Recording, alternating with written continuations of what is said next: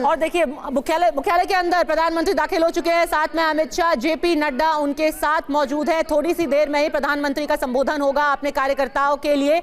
और आपको मैं एक छोटा सा आंकड़ा भी दे दूं, अभी जो शुरुआती जो सीटों का एनालिसिस हुआ है उसमें मोटा करीब 75% सीटें पे स्ट्राइक रेट है पीएम मोदी का। जहां जा करके उन्होंने प्रचार किया था दिल्ली में, आपको याद होगा कि एक सीट आरके पुरम की सीट है जहां पे उनकी आखिरी रैली थी आरके पुरम की, वहां से भी बीजेपी ने जीत अपनी दर्ज कराई है। तो स्ट्राइक रेट 80% के आसपास। समीर जी, कोई दौरा नहीं, प्रधानमंत्री मोदी ने पूरा चुनाव अपने कंधों पर लिया था इस बार, और कोई मुख्यमंत्री का चेहरा भी भारतीय जनता पार्टी ने दिया नहीं था। हालांकि अरविंद केजरीवाल बार बार रमेश विधुड़ी का नाम जिक्र कर रहे थे कि रमेश विधुड़ी को मुख्यमंत्री भारतीय जनता पार्टी बनाने वाली है। नहीं, उन्होंने प्रवेश वर्मा भी बोला था, पहले कहा प्रवेश वर्मा, मेरे सूत्रों ने बताया है।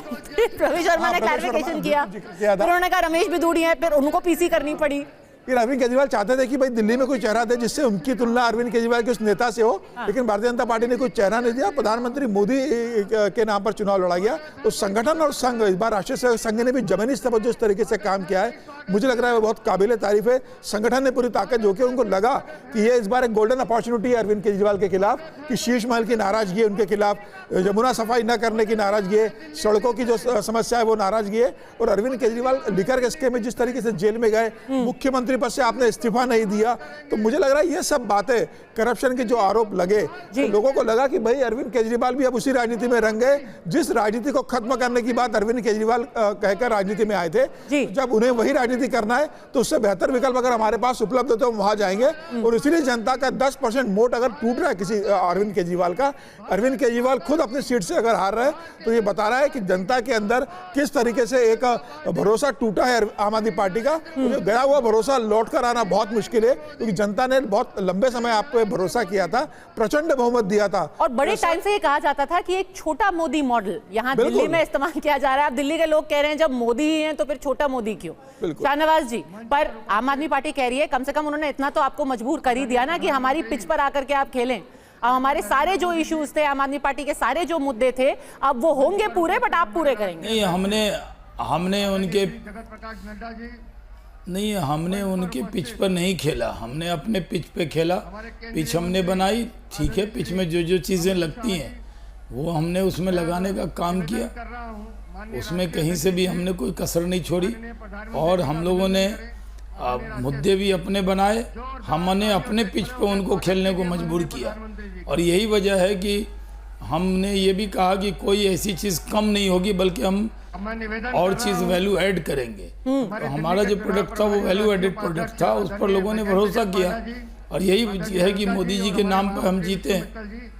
अच्छा, अनुराग ढांडा, वैल्यू एडेड प्रोडक्ट उन्होंने दिया, आपने 2100 दिया तो उन्होंने 400 की वैल्यू ऐड कर दी। वैट दे दिया उन्होंने 400 का ऊपर। वही कह रहा हूं कि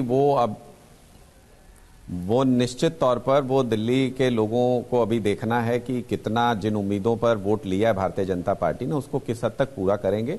हम एक कंस्ट्रक्टिव विपक्ष की भूमिका निभाएंगे, हम तो कह ही रहे हैं। हमने तो ईमानदारी से चुनाव लड़ा, हमने घुटने नहीं टेके किसी भी तरीके से। जो लड़ाई चल रही थी उसमें हमने पूरी ताकत के साथ चुनाव लड़ा।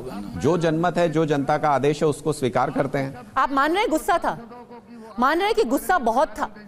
चले, बीजेपी ने जो साम दाम दंड भेद किया वो तो अलग है, पर अगर आपके मनीष सिसोदिया हार जाते हैं, आपके सत्येंद्र जैन हार जाते हैं, 10-10 हजार के मार्जिन से लोग हार रहे हैं, तो कुछ तो होगा ना। राखी बिरलान हार जाती हैं, इतना बड़ा दलित चेहरा वो रही हैं, वो भी हार जाती हैं।